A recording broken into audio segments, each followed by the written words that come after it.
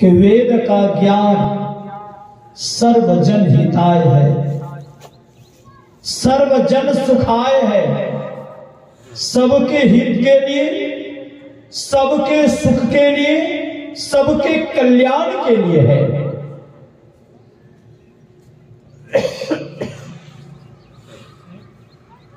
इसीलिए भगवान वेद ने किसी जाति विशेष को उपदेश नहीं किया। ऐसा नहीं कहा हे ब्राह्मणों, हे शूद्रों, हे वैश्यों, बिल्कुल भी नहीं। भगवान वेद ने कहा हे मनुष्यों, और मनुष्यों कहने का तात्पर्य है कि जितने मनुष्य तनधारी हैं सबों के लिए उपदेश है। इसलिए भगवान वेद ने कहा हे मनुष्यों। दूसरी बात उन्होंने कहा जगत प्रसव कर्ता। जगत प्रसव कर्ता का तात्पर्य कि जगत को जिन्होंने प्रसव किया, जन्म दिया। आज तो बहुत सारे लोग ऐसा मानते हैं कि सृष्टि को किसी ने बनाया नहीं, तब ये सृष्टि अपने आप बन गई है। जो ईश्वर पर आस्था रखते हैं, आस्तिक लोग, वे ईश्वर की सत्ता को मानते हैं कि संसार को किसी ने बनाया है, संरचना की है। लेकिन जो नास्तिक लोग होते हैं, जो ईश्वर की सत्ता को नहीं मानते हैं, वे कहते हैं कि सृष्टि अपने आप बन गई है। विचार करिए, अभी जिस पंडाल में हम लोग बैठे हैं, ये पंडाल अपने आप बन गया है कि किसी ने बनाया है? अपने आप बन गया है ना? बिल्कुल भी नहीं। एक छोटा सा पंडाल अपने आप नहीं बन सकता बिना बनाए। तो विचार करिए कितनी बड़ी सृष्टि है, क्या बिना बनाए बन गई है? लेकिन नास्तिक लोग तो सीधे शब्दों में कहते हैं सृष्टि अपने आप बन गई है, किसी ने नहीं बनाया। एक वकील साहब थे जो नास्तिक प्रकृति के थे। ईश्वर की सत्ता पर उसको विश्वास नहीं था। उनका मानना था कि संसार को किसी ने बनाया नहीं, अपने आप बन गई है। संयोग कहिए, उनका एक लड़का आर्य समाज के स्कूल में पढ़ता था। वहां अनेकों संत महात्मा लोग आते थे, सत्संग होता था। सत्संग सुनते सुनते उनको यह ज्ञान हो गया कि मानव का जीवन सृष्टि का सिरमौर जीवन है। इस मानव जीवन को प्राप्त कर ईश्वर की भक्ति करनी चाहिए, भगवान का भजन करना चाहिए। यदि भगवान की भक्ति करके, भगवान के भजन करके यदि ईश्वर का साक्षात्कार नहीं किया तो जन्म जन्मांतर के दुख को झेलना पड़ेगा। आवागमन के चक्र में पड़ा रहना पड़ेगा। पशु आदि योनियों में जाना पड़ेगा। असह्य दुख होगा। इसलिए ये मानव जीवन के प्रति सजग होकर के अपने मन को प्रभु चिंतन में लगाकर रखना चाहिए। आज यदि कहिए किसी को कि भगवान का भजन करिए तो क्या कहते हैं कि बाबा चिंता ही बहुत है, बेटा का, बेटी का। बेटे को मैंने पढ़ाया लिखाया, अभी तक नौकरी नहीं लगी, इसकी चिंता है। बेटी बड़ी हो गई है, बैंक बैलेंस नहीं है, शादी कैसे होगी, इसकी चिंता है।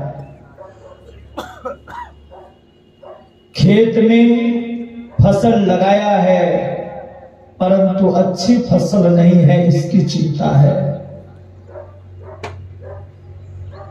छत को ढालना है, दीवार खड़ा है, छत की ढलाई नहीं हुई, इसकी चिंता है। क्या करें? थोड़ी चिंता का समाधान हो जाए तो अपन को कुछ भी नहीं है, भजन ही करना है। ईमानदारी से बोलिए, आज दिन तक किन्हीं के पूर्ण समस्याओं का समाधान हुआ है? बोलिए, हुआ है? कोई ऐसे व्यक्ति हैं जो चिंता करने से उनके जीवन के तमाम टेंशन दूर हो जाए, समस्या समाप्त हो जाए? कोई लोग हैं? बिल्कुल भी नहीं। विचार करिए। हाँ, चिंता करने से समस्याएं बढ़ी जरूर हैं, दुख बढ़ा जरूर है। चिंता कर रहे हैं और चिंता करते करते, टेंशन लेते लेते परिणाम कि शुगर की बीमारी, high blood pressure, low blood pressure, है ना? इससे चलते पैरालिसिस, अनेकों बीमारियां हमारे जीवन को घेर लेती है। अब जब बीमारी हो गई तो डॉक्टर के पास जाना पड़ेगा, दवाई लेनी पड़ेगी, दवाई के लिए पैसे चाहिए तो पैसा का फिर टेंशन। आज दिन तक किन्हीं के समस्याओं का समाधान चिंता करने से नहीं हुआ है, बल्कि चिंता करने से, टेंशन लेने से और भी परेशानी बढ़ती चली गई है, दुख बढ़ता चला गया है। इसलिए संत लोग कभी नहीं कहते कि तुम चिंता करो। हां, संत लोग कहते तुम चिंतन करो, क्योंकि चिंता करोगे तो चिता की ओर जाओगे और चिंतन करोगे तो भगवान की ओर जाओगे। चिंता और चिता में कितना अंतर है?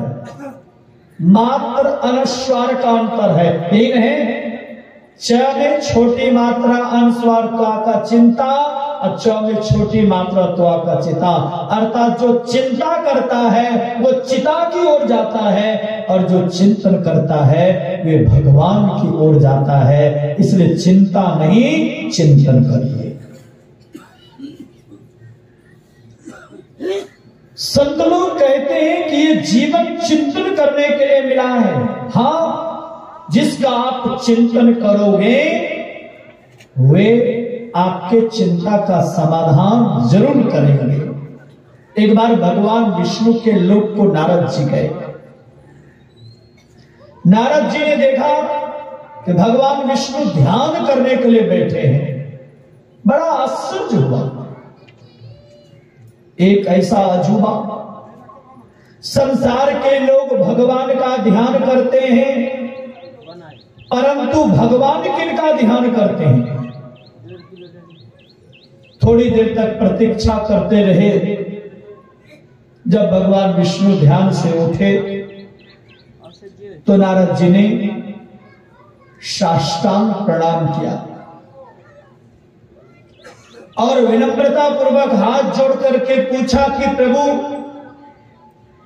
संसार के लोग आपका ध्यान करते हैं, परंतु आप किनका ध्यान करते हैं? तो भगवान विष्णु ने मुस्कुराते हुए कहा, जो मोहि भजे भजो मैं ताहि। जो मेरे चिंतन में डूबा रहता है, ऐसे भक्तों के चिंता के समाधान के लिए मैं उनके चिंतन में डूबा हुआ रहता हूं। विचार करिए, यानी आप भगवान का चिंतन भजन करिए तो आपके जीवन में कोई दुख आ रहा है तो उस दुख को समाप्त करने के लिए स्वयं भगवान आपके बारे में सोचते रहते हैं। कभी आप लोगों ने बच्चों को देखा होगा, छोटे बच्चों को, जो डेगा डेगी पांव रखता है, एक पग बढ़ाना दूसरा पग बढ़ाना, ऐसा जो पांव बढ़ाने वाले बच्चे होते हैं, यानी चलने का जिनका शुभारंभ हो चुका है, ऐसे बच्चे को मां क्या करती है? थोड़ी दूर पर खड़ा करके उस बच्चे को इशारा करके अपने तरफ बुलाती है, उसका नाम लेकर के बच्चे को बुलाती है। बच्चा मां की तरफ देखते हुए, ख्याल रखते हुए धीरे धीरे पांव बढ़ाता है। एक पग बढ़ाया, दूसरा पग बढ़ाया। अब मां का ध्यान कहां पर है? खाना बनाने में और काम करने में है कि नहीं है? बिल्कुल भी नहीं। मां का ख्याल उस बच्चे के ऊपर है। अब बच्चा का ख्याल कहां? मां के ऊपर। दो पग बच्चे ने पांव बढ़ाया, तीसरा बढ़ाने लगा, लड़खड़ाने लग गए। तो मां क्या करती? उस बच्चे को गिरने देती, लड़खड़ाने वाले बच्चे को गिरने देती है ना, ताकि हाथ पैर मजबूत हो जाए। गिरने देती है ना? बिल्कुल भी नहीं। यदि दो पग बच्चे ने पांव बढ़ाया है और तीसरा बढ़ा करके लड़खड़ाने लग जाए तो मां देख लेती कभी ये बच्चा गिर जाएगा, तो मां दौड़ करके जाती है और उस लड़खड़ाते हुए बच्चे को बाहों में समेट कर अपने सीने से लगा लेती है। जैसे बच्चा का हृदय सच्चा है, मन पवित्र है, मन में कोई दोष नहीं है, छल प्रपंच रहित होकर के यदि वो बच्चा मां के तरफ बढ़ता है तो मां उस बच्चे को गिरने नहीं देती। ठीक उसी तरह हम भक्तों का हृदय सच्चा हो, मन पवित्र हो, मन में कोई छल प्रपंच नहीं हो और सच्ची श्रद्धा सच्चा विश्वास के साथ यदि भगवान का चिंतन करते हुए भगवान के तरफ बढ़ेंगे तो आपके जीवन रूपी नैया को संसार रूपी सागर में परमात्मा डूबने नहीं देंगे, बल्कि आपका उद्धार करेंगे। इसीलिए संत लोग कभी चिंता नहीं करते, बल्कि संत क्या करते हैं? चिंतन करते हैं। और संत लोग कहते हैं चिंतन करो, चिंता कभी भी मत करो। और ये चिंतन करने के लिए ही ये सुनहरा जीवन मिला है। ये बात उस वकील साहब के लड़के को समझ में आ चुकी थी। उसको लग रहा था कि सुनहरा जीवन को बर्बाद होने देना, समय को बर्बाद करना मतलब यही है कि पश्चाताप की अग्नि में जलना। समय को बर्बाद नहीं करूंगा। क्या किया? दीक्षा लेकर के ध्यान करने लगा। पहले तो मन में विचार आया कि माता पिता से पूछ लूंगा, लेकिन मन में पुनः विचार आया कहीं माताजी पिताजी आदेश नहीं करे तब क्या होगा? आज्ञा का उल्लंघन भी नहीं कर सकता। बारंबार सत्संग सुना था, उनको ये ज्ञान हो गया था कि जो समय चला जाता है वो समय लौट करके आता नहीं है। हमारे आराध्य देव ने कहा, समय गया फिरता नहीं, झट ही करो निज काम, जो बीता सो बीतिया अबहु कहो गुरु नाम। जो समय चला जाता है वह समय लौट करके आता नहीं है। जो समय का सदुपयोग नहीं करता है उसको पछताना पड़ता है। छोटी सी कथा स्मरण हो रही है कि एक महात्मा जी सरोवर के किनारे बैठकर आत्मचिंतन कर रहे थे। आत्मचिंतन करने के क्रम में ही उनके मानस पटल पर एक बात उभर गई। वो महात्मा जी कोई साधारण नहीं थे, त्रैकालदर्शी थे।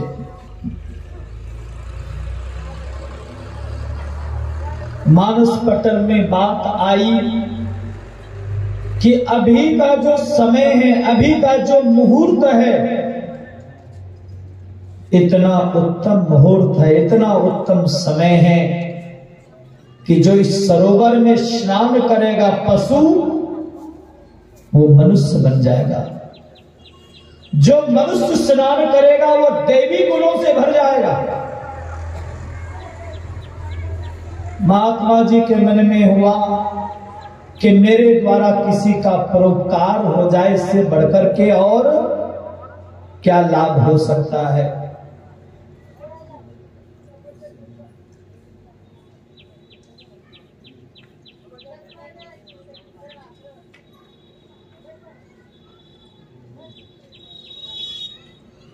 ध्यान अभ्यास का भी कार्यक्रम 10:30 का आधा घंटा बढ़ाइए, 10:30 से 11:30। बोलिए गुरुदेव भगवान की जय। सुनिए,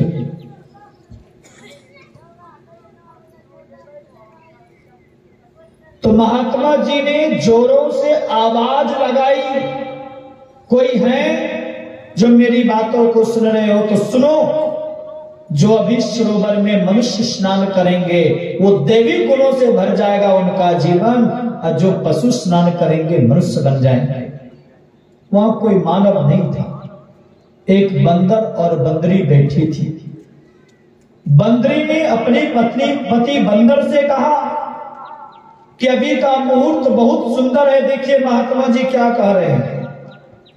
बंदर ने कहा मैंने सुन लिया, रहने दो मुहूर्त उत्तम, मुझे मनुष्य नहीं बनना। पत्नी ने कहा, बंदरी ने कहा कि मनुष्य जीवन को प्राप्त करेंगे तो प्रभु की सेवा होगी, भगवान की भक्ति होगी, भगवान का भजन होगा। उन्होंने कहा कि नहीं, मनुष्य छली है, प्रपंची है, कपटी है। बंदरी ने कहा कि कोई कपटी हो तो हो, आप जब मनुष्य बनेंगे तो आप कपट मत करिएगा। कहा नहीं, वो स्वतंत्र जीवन नहीं है, इसलिए मुझे ये पसंद नहीं है, मैं इसी बंदर के शरीर में मस्त हूं। बंदरी ने समझाने का प्रयास किया, लेकिन बंदर ने एक न सुना।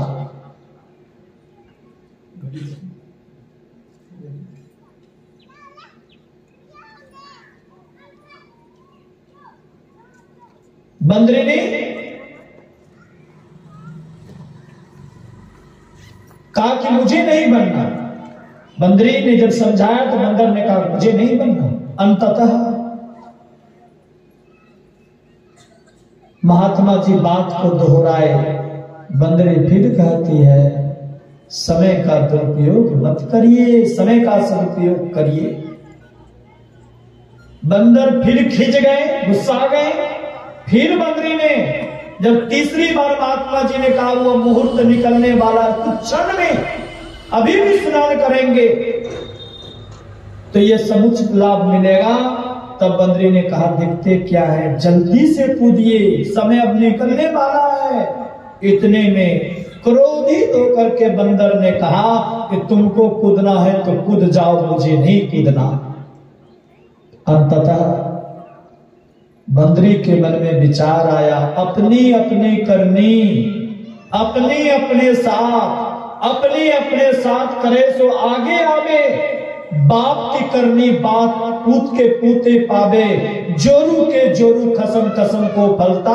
अपनी करनी से तीजीव सब पार उतरता, जैसा मैं करूंगा उसका समुचित लाभ मुझे मिलेगा। तो कहीं ये पति के चक्कर में अपने जीवन को मैं क्यों बर्बाद करूं। डाल को छोड़ी, कूद गई। बंदर वाला शरीर छूट गया, एक दिव्य सुंदरी बनकर के बाहर निकली। ये सब तमाशा देख रहा था। कौन? बंदर। सब तमाशा देख रहा। बाहर निकली, बाहर बैठी थी, कोई तो उनका अपना था नहीं, मायूस होकर के बैठी थी। एक राजकुमार आया, उस दिव्य सुंदरी कन्या को देखकर राजकुमार मोहित हो गया।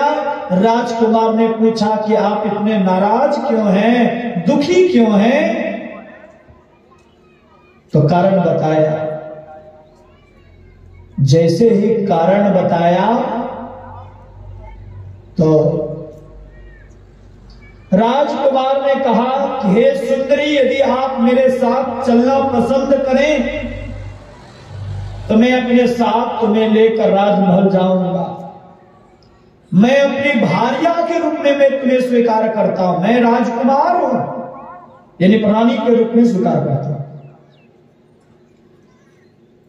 वो कन्या तुरंत तैयार हो गई, अपने साथ राजकुमार लेकर जाने लगे। तब बंदर की बुद्धि खुली, मेरी भार्या है और दूसरे कोई लेके जा रहे हैं। झट से डाल को छोड़ा, कूद करके मुझे अपनी पत्नी को वापस करना है। डाल को छोड़ा तो जरूर, पानी में गिरा तो जरूर, लेकिन वो बंदर का बंदर निकला। क्यों? क्योंकि वो मुहूर्त निकल चुका था। इसमें भी बहुत बंदर बंदरी होंगे, सबको पता है। जो आज कल करके टालने का काम, भजन आज नहीं करेंगे कल करेंगे, कल नहीं परसों करेंगे, इस समय को बर्बाद करने में लगे होंगे। विचार करिए। यही बात उस बच्चे को समझ में आई कि कल का कौन भरोसा। कबीर साहब ने कहा, सुकिरत करी ले नाम सुमरी ले, को जाने कल की, जगत में खबर नहीं पल की, एक पल का भी ठिकाना नहीं है। तो ऐसे जीवन को क्यों बर्बाद करना? क्योंकि जो समय व्यतीत हो जाएगा वो समय लौटने वाला नहीं है। इसीलिए अपने मन को प्रभु चिंतन में लगाकर रखना चाहिए। पूछना किसी पूछना क्या है किसी से। मैं अपने जीवन का लगभग 1.5 साल पूछने के चक्कर में बर्बाद किया। मैंने अपने पिताजी से कहा कि पिताजी मेरे को दीक्षा लेने की इच्छा है। पिताजी गुस्सा आ गए, अभी पढ़ने लिखने का समय है, और ये कहता है कि दीक्षा लेंगे, बड़ा सत्संगी बनने चला। एक बार पूछा, 3-4-5 महीना के बाद फिर पूछा। जब जब मैंने पूछा तब तब पिताजी यही बात दोहराते थे, और इस तरह 1.5 साल बीत गया लगभग। तो एक दिन माँ ध्यान करके उठी थी, सुबह का समय था, माँ को प्रणाम किया और मैंने कहा कि माँ मुझे दीक्षा लेने की इच्छा है। माँ ने कहा, बेटा सबसे अनमोल क्षण है ये, सबसे अनमोल कर्म है ये। भगवान का भजन करना, ध्यान करना और जीवन का सबसे अच्छी कमाई है। तो लेने की इच्छा है तो मना तुमको कौन किया? गुरु पूर्णिमा आ रहा है, जाओ दीक्षा ले लो। मां ने सहर्ष स्वीकृति दी।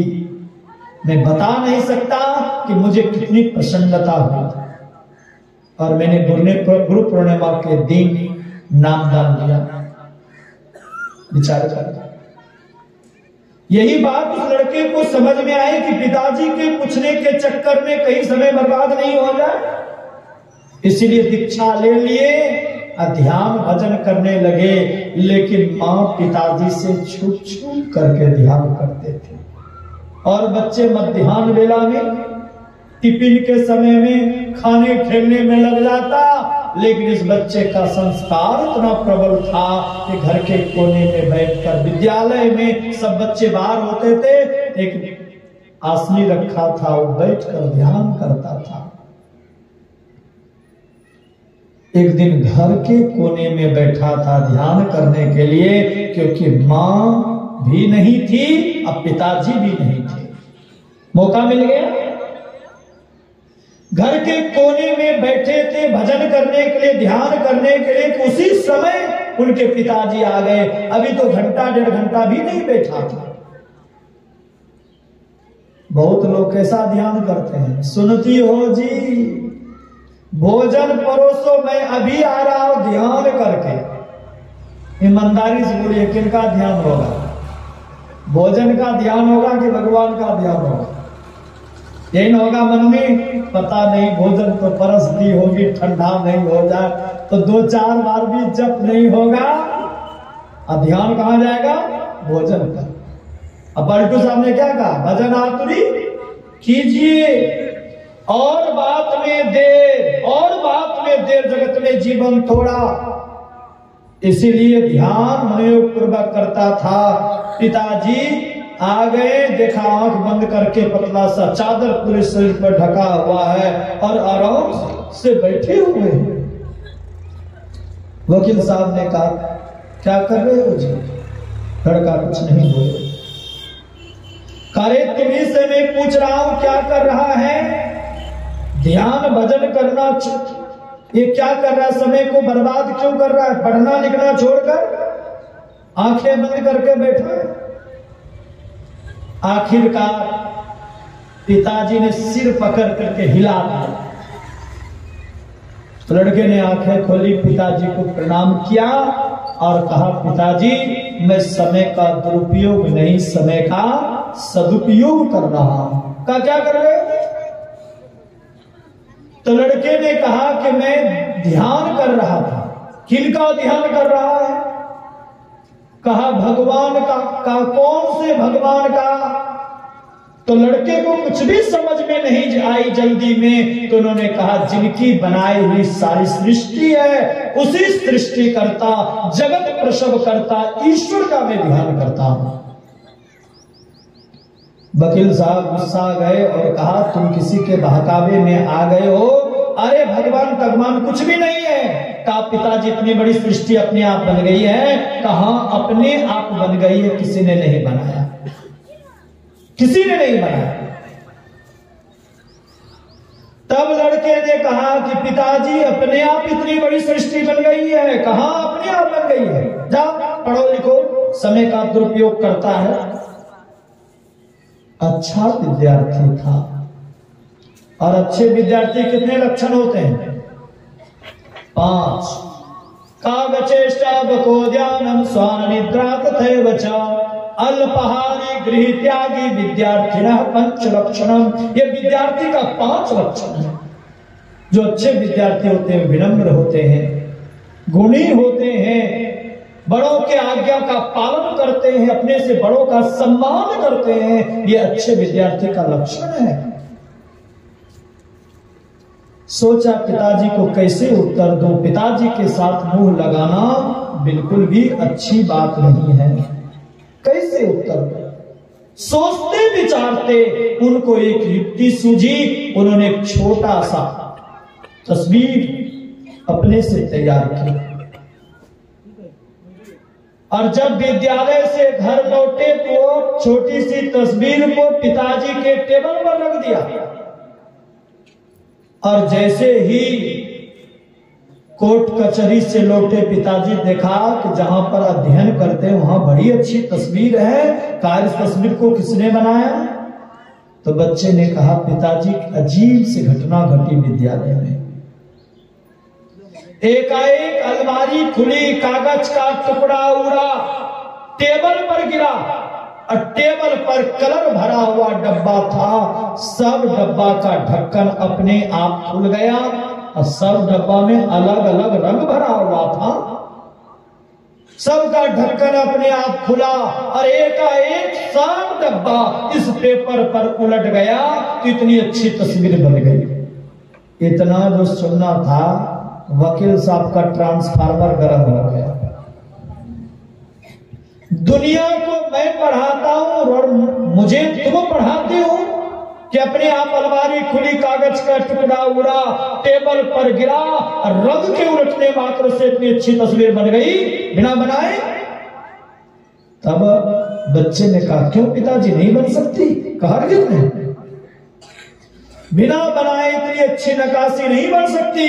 तब लड़के ने कहा, पिताजी एक छोटी सी तस्वीर बिना बनाए नहीं बन सकती है, तो क्या इतनी बड़ी सृष्टि अपने आप बन गई है? उसको भी बनाने वाला कोई है। उसी को कुछ लोग खुदा कहते हैं, कुछ लोग गॉड कहते हैं, कुछ लोग तितिन कहते हैं, कुछ लोग और मज्ज कहते हैं, कुछ लोग ब्रह्म कहते हैं, कुछ लोग परमात्मा कहते हैं। वो एक है और उसी एक को जानना है। क्यों जाने? एक प्रश्न का उदय होगा। केनो इंसर्ट कर ऋषि वचन सुन रहे थे। इह चेद वेदी दत सत्यमस्ति न चेदिहा वेदिन महती विनष्टि भूतेषु भूतेषु विचित्य धीरा प्रेत्यस्मालोका मृता भवन्ति। यदि इस जन्म में ब्रह्म को जान लिया, परमात्मा को जान लिया तब तो ठीक है, अन्यथा बड़ी भारी हानि है। बड़ी भारी हानि क्या है? घर द्वार है गिर जाएगा, जमीन जगह है तो बिक्री हो जाएगी, बेटे पोते क्या मृत्यु हो जाएगी। क्या बड़ी हानि है? संतों ने कहा संसार की वस्तु व्यक्ति से अलग हो जाना, यह हमसे संसार की वस्तु व्यक्ति अलग हो जाना ये बहुत बड़ी क्षति नहीं है। सबसे बड़ी क्षति है कि जो सुंदर मानव का जीवन मिला है, ये सुंदर मानव का जीवन नहीं मिलेगा। ये सबसे बड़ी क्षति है, क्योंकि ये जीवन परमात्मा ने परमात्मा की भक्ति करने के लिए दिया है। मैं पूछना चाहता हूं जी, आप अपने बेटों को जिस कार्य के लिए पैसा देते हैं, यदि वो कार्य करता है बेटा तो आपको खुशी होती है नहीं होती? और हम दे कुछ करने के लिए, बेटा करे कुछ तो आपको खुशी होगी? ये सुंदर मानव का तन परमात्मा ने ये मानव तन रूपी पूंजी दी है। क्यों? भक्ति करने के लिए। अब भक्ति क्यों करने के लिए दिया? क्योंकि हम जीव दुख में पड़े हुए हैं। दुख से निवारण के लिए एक ही उपाय है, भक्ति। जैसे भूख किसी को लगी है तो भूख को मिटाने के लिए भोजन की आवश्यकता होती है, प्यास को मिटाने के लिए पानी की आवश्यकता होती है। उसी तरह दुख को मिटाने के लिए एकमात्र साधन है भक्ति। और दुख का कारण क्या है? परमात्मा से वियोग। हम जीव परमात्मा में थे, परमात्मा की मौज हुई। एको अहम बहुश्यामः, मैं एक हूं और अनेक हो जाऊंगा। जैसे ये परमात्मा की मौज हुई, सबसे पहले कंप हुआ, फिर शब्द हुआ, और कंप शब्द के क्रम में हम जीव परमात्मा से अलग हो गए, बिछुड़ गए। आ गए कहां? इस संसार रूपी मुसाफिर खाना में, संसार में आ गए। संतों ने कहा ये संसार मुसाफिर खाना है, सराय है। कभी आप लोग मेला घूमने के लिए जाते होंगे, मेला में अपने साथ बच्चों को भी लेकर जाते हैं। जब तक माता पिता के साथ बच्चे होते हैं तो बच्चे कहते हैं माँ ये क्या है, पिताजी ये क्या है, मुझे ये खाना है, वो खाना है, तमाम तरह की बातें होती हैं।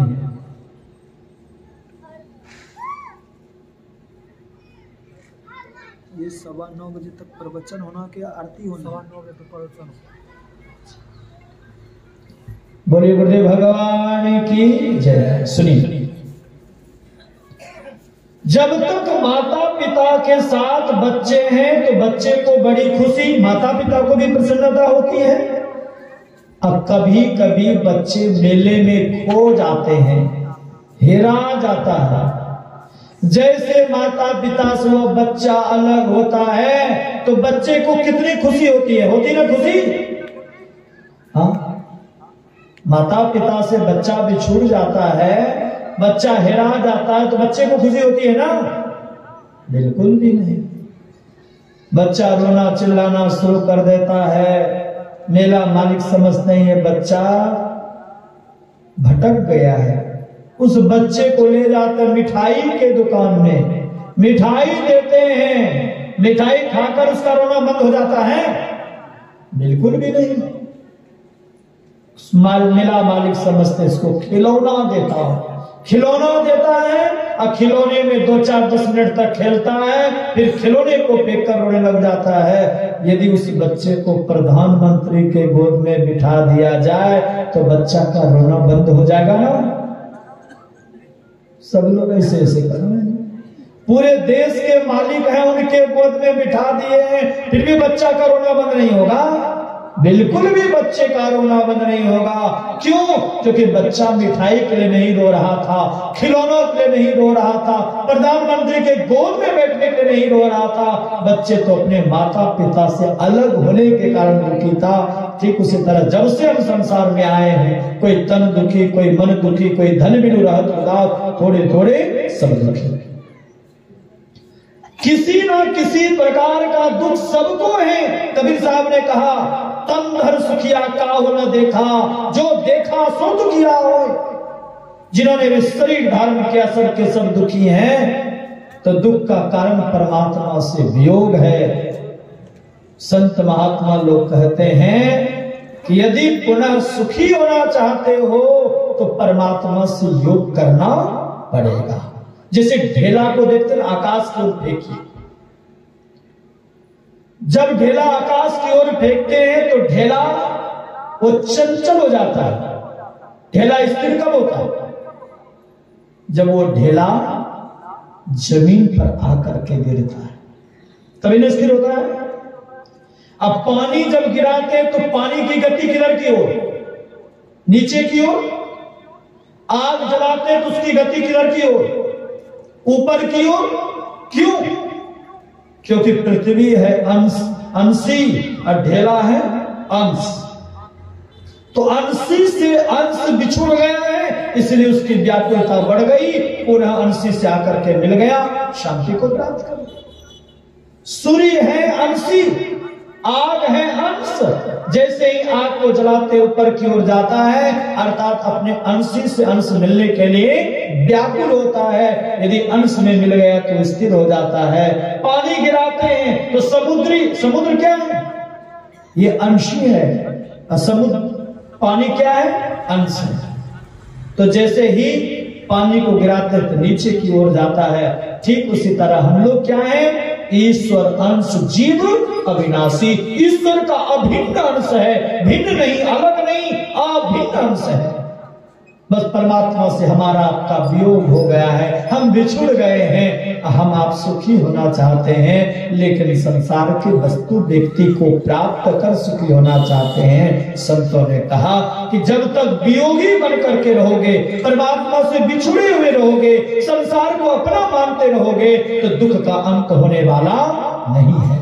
तब संतों ने कहा, स्वदेश लौटो, अर्थात जहां से तुम्हारा वियोग हुआ है, तुम परमात्मा से बिछुड़े हो, तुम परमात्मा को पुनः प्राप्त करो। और परमात्मा को प्राप्त करने के लिए क्या करना पड़ेगा? तो वेद के ऋषि कहते हैं कि सबसे पहले बुद्धि योग करना पड़ेगा। बुद्धि योग का मतलब सत्संग, सीधे शब्दों में समझिए। बुद्धि को जोड़ना है। कहां? तो संत महापुरुषों के सानिध्य में। जब संत महापुरुषों के सानिध्य में बैठेंगे, अर्थात सत्संग करेंगे, तो सुविचार होगा, सुविचार से सुकर्म होगा, और सुकर्म से प्रभु चिंतन के प्रति आपके जीवन में प्रेरणा का स्रोत मिलेगा। जब संतों के संगति में बैठकर प्रेरित होकर के आत्म चिंतन करेंगे तो आत्म उपलब्धि होगी। इसीलिए बुद्धि योग करने के लिए, अर्थात सत्संग करने के लिए भगवान वेद कहते हैं। और यही नहीं, प्रभु श्री राम ने भी कहा, प्रथम भगति संतर कर संगा, संत का संग करने के लिए कहा। क्यों संत का संग? क्यों सत्संग? इसीलिए कि जब जब इस धरा पर भगवान ने अवतार लिया है, तब तक पापियों का अंत भगवान ने किया है। किया है कि नहीं किया है?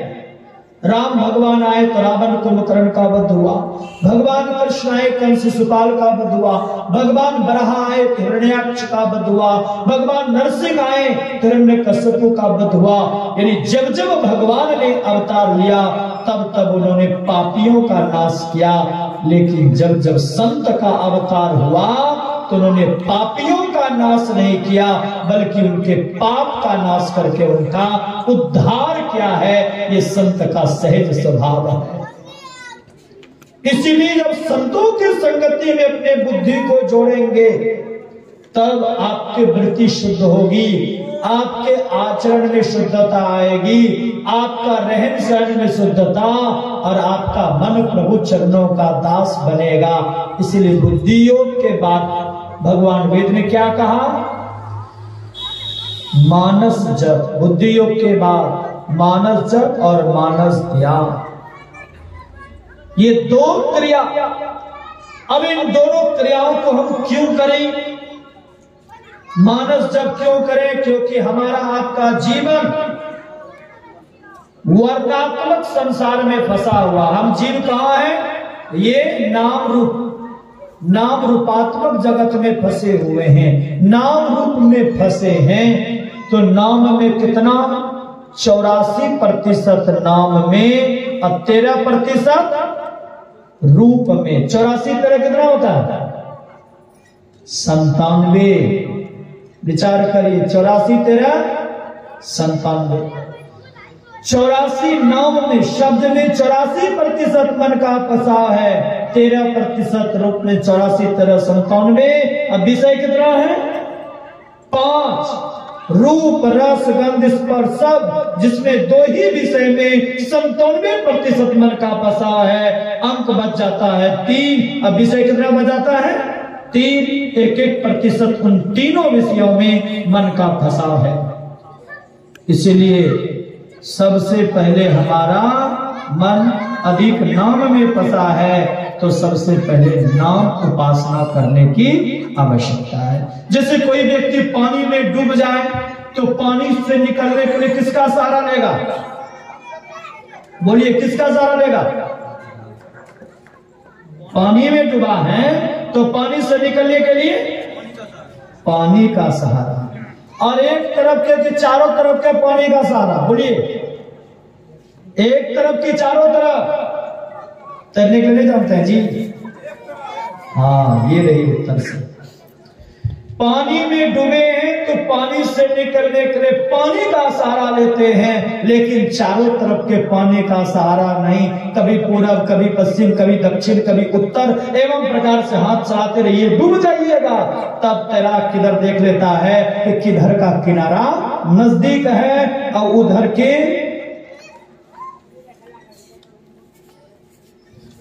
के ओर बढ़ता है, उधर के पानी को पीछे धकेलता है और स्वयं आगे बढ़ते बढ़ते किनारा लग जाता है। तो हमारा आपका मन सबसे अधिक नाम में, और नाम में भी स्थूल नाम में। इसलिए हमारे गुरुदेव ने क्या बताया? स्थूल उपासना करने को कहा। ये मानस जप क्या? ये स्थूल उपासना है। मानस ध्यान का ये स्थूल उपासना है। तो स्थूल उपासना के द्वारा मन को समेटिए और फिर सूक्ष्म उपासना में अपने मन को लगाइए। सूक्ष्म उपासना है दृष्टि योग की क्रिया। तो मानस जप और मानस ध्यान के माध्यम से हम अपनी चेतन वृत्ति जो बिखरी हुई है, उन चेतन वृत्ति को समेटना है। और जब सिमटेंगे तभी हमारी दृष्टि योग की क्रिया करने में बल मिलेगा। दृष्टि कहते हैं देखने की शक्ति को, और योग कहते हैं जुड़ने को। तो देखने की शक्ति को जो जोड़ने की कला है उसको दृष्टि योग कहते हैं। तो दूसरी क्रिया दृष्टि योग है, यानी पहला मानस जप, दूसरा मानस ध्यान, और तीसरी दृष्टि योग, और चौथा है नादानुसंधान। नाद मतलब शब्द, अनुसंधान मतलब खोज करना, शब्द का खोज करना। ये चौथी क्रिया है। इन्हीं 4 क्रियाओं के द्वारा हम अपने वृत्ति को, हम अपने चेतन वृत्ति को जो संसार में बिखरी हुई है उसको समेटेंगे। तो समेटेंगे तो क्या होगा? अभी जो ये बिछावन देख रहे हैं ये लंबाई चौड़ाई में है कि नहीं है? इसको समेट देंगे तो क्या हो जाएगा? ऊंचाई में परिणत हो जाएगा। उसी तरह हमारे आपकी वृत्ति संसार में बिखरी हुई है। संसार की बिखरी हुई वृत्ति को जब समेटेंगे तो ऊर्ध्वगामी होगा। अभी हम लोग आंख बंद करते तो अंधकार मिलता है, जैसे ही दृष्टि की धारा आगे की ओर बढ़ती है प्रकाश मिलता है, फिर शब्द मिलता है। और प्रकाश शब्द का अवलंब लेकर जो साधक शब्द योग, सत शब्द योग का अभ्यास करेंगे उनको अनाम पद मिलेगा, जहां शब्द भी समाप्त हो जाता है, जिसको तुर्यातीत पद कहते हैं, शब्दातीत पद कहते हैं। उन शब्दातीत परम प्रभु परमात्मा को जानकर जानत तुम ही हो जाई, यानी जान करके परमात्मा को जो जीव जान लेता है वो परमात्मा ही हो जाता है। और यही उपदेश भगवान वेद ने दिया, यही समय अनुकूल मैंने सुनाया। बोली गुरुदेव भगवान की